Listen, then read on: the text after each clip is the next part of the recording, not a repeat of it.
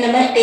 आप सभी जानते हैं कि भारत 15 अगस्त 1947 को आज़ाद हुआ था और आज हम आज़ादी की 75वां स्वतंत्रता दिवस मना रहे हैं। आप सभी को बहुत बहुत बधाइयाँ। आप सभी इस बात से अवगत हैं कि भारत ने अब तक चिकित्सा के क्षेत्र में, सुरक्षा बल के क्षेत्र में, महिला सशक्तिकरण के क्षेत्र में, खेल के क्षेत्र में बहुत सारी सफलताएं हासिल की है। भारत की उपलब्धियों में कुछ नई उपलब्धियां और भी जुड़ी हैं। आप सभी जानने के लिए इच्छुक हैं, तो आइए देखते हैं। भारत ने शिक्षा के क्षेत्र में बहुत प्रगति की है। ग्रामीण क्षेत्रों में भी स्कूल कॉलेज खोले गए हैं। पहले बधिर छात्रों को टोटल कम्युनिकेशन और ओरलिज्म के माध्यम से ही पढ़ाया जाता था, किंतु अब नई शिक्षा नीति के निर्देशानुसार सांकेतिक भाषा को भी जोड़कर पढ़ाने का प्रावधान किया गया है। राष्ट्रीय शिक्षा नीति 1986 में बनी थी, किंतु सन 2020 में राष्ट्रीय शिक्षा नीति में कुछ बड़े बदलाव हुए। इनमें बहुत सारी नीतियों को जोड़ा गया है।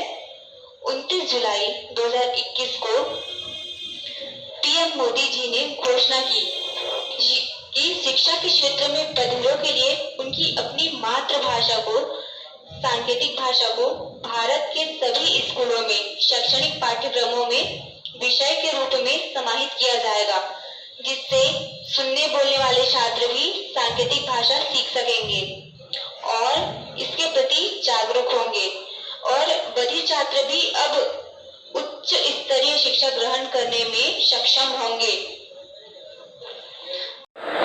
भारत ने चिकित्सा के क्षेत्र में बहुत सारी उपलब्धियां हासिल की है। जैसा कि हम सभी जानते हैं, आयुर्वेद की शुरुआत भारत में हुई।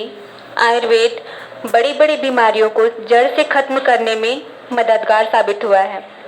इसके महत्व को हम भूले नहीं हैं तथा आयुर्वेद को साथ में लेकर भारत आगे बढ़। कोरोना महामारी की परिस्थिति में भारत ने अपने आत्मबल का प्रदर्शन किया। वैज्ञानिकों ने शोध कर कोरोना की वैक्सीन तैयार की।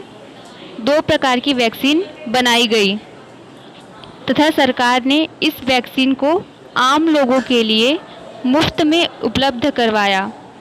वैक्सीन को कई अन्य देशों में भी निर्यात की गई। इसलिए भारत पर हमें गर्व महसूस होता है। आज स्वतंत्रता दिवस है। भारत की आज़ादी में सहयोग करने वाले और मदद करने वाले कौन कौन है, इसके बारे में तो आप पता ही है। महात्मा गांधी जी हैं, सुभाष चंद्र बोस, चंद्रशेखर आज़ाद जी, भगत सिंह जी। इन्होंने भारत की आज़ाद कराने के लिए कड़ी मेहनत की और भारत को आज़ाद कराया। उसके बाद अब देश के रियल हीरो आर्मी है, जो दिन रात मेहनत करते हैं और भारत को सुरक्षित रखते हैं कि भारत माता को अपना सब कुछ समर्पित कर देते हैं। सभी आर्मी के लोगों को मैं प्रणाम करती हूँ, उनका सम्मान करती हूँ, उनको धन्यवाद करती हूँ। खेल के क्षेत्र में भारत ने अनेकों उपलब्धियां हासिल की हैं। जापान के टोक्यो ओलंपिक 2020 में भारत ने 7 पदक जीते हैं, जिसमें 1 स्वर्ण पदक, 2 रजत पदक, 3 कांस्य पदक शामिल हैं। नीरज चोपड़ा, इन्होंने भारत फेंक में पहली बार स्वर्ण पदक जीता है। इन्होंने 87.58 मीटर दूरी पर भाला फेंककर स्वर्ण पदक प्राप्त किया है। रवि कुमार, इन्होंने कुश्ती में रजत पदक जीता है। मीराबाई चानू, इन्होंने वेट लिफ्टिंग में रजत पदक जीता है। भारतीय पुरुष हॉकी टीम ने हॉकी में कांस्य पदक जीता है। पीवी सिंधु, इन्होंने बैडमिंटन में कांस्य पदक जीता है। ये भारत की प्रथम ऐसी महिला है जिन्होंने अब तक 2 ओलंपिक मेडल प्राप्त किए हैं। लवलीना, इन्होंने बॉक्सिंग में कांस्य पदक जीता है। बजरंग पुनिया, इन्होंने कुश्ती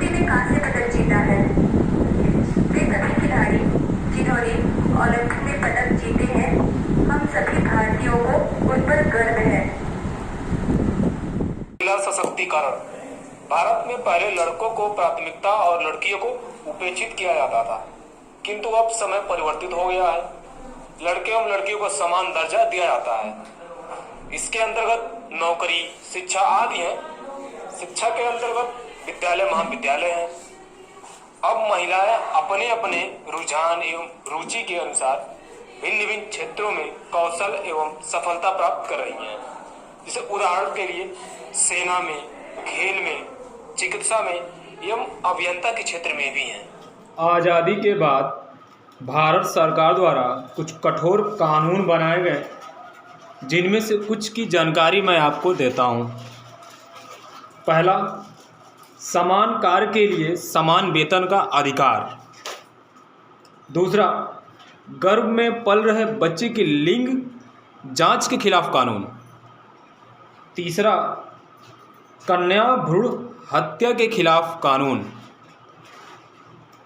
चौथा, छेड़छाड़ के खिलाफ कानून। पांचवा,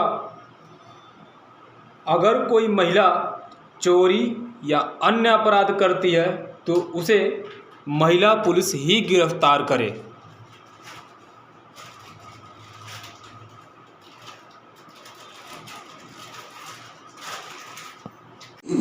आज आज़ादी के बाद भारत विभिन्न क्षेत्रों में लगातार उन्नति कर रहा है।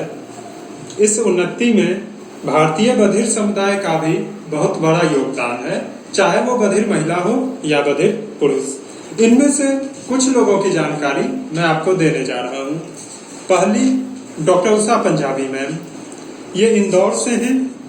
ये all India sports council of deaf की पहली महिला प्रेसिडेंट हैं। इनसे पहले पुरुषों को ही प्रेसिडेंट बनाया जाता था। साथ ही ये इंदौर में IDBA नामक संस्था भी चलाती हैं और इस संस्था को इन्होंने स्वयं शुरू किया है। दूसरे, शिवाजी सर, ये उड़ीसा से हैं। ये बधिर समुदाय व बधिर शिक्षा को बढ़ावा देते हैं और फिलहाल भारतीय सांकेतिक भाषा पे PhD कर रहे हैं। साथ ही ये उड़ीसा में हैप्पी हैंड्स नामक एक स्कूल चलाते हैं। तीसरी, मल्लिका हांडा, ये पंजाब से हैं। ये शतरंज की बहुत अच्छी खिलाड़ी हैं। इन्होंने 7 बार नेशनल खेला और जीता भी है और पिछले 10 साल से खेल रही हैं। चौथे, वीरेंद्र सिंह, ये हरियाणा के हैं। ये कुश्ती के खिलाड़ी हैं। इन्होंने बधिर ओलंपिक में 2005 में गोल्ड मेडल जीता है। 5वें, तपन शर्मा, ये आसाम से हैं। ये AIFD के पहले बधिर प्रेसिडेंट हैं। इनसे पहले सिर्फ हियरिंग लोग ही AIFD के प्रेसिडेंट बनते थे।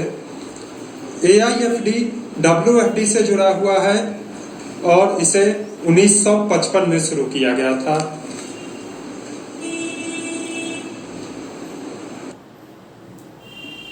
मैं आपको भारतीय क्रिकेट से जुड़ी हुई कुछ जानकारी देना चाहता हूँ।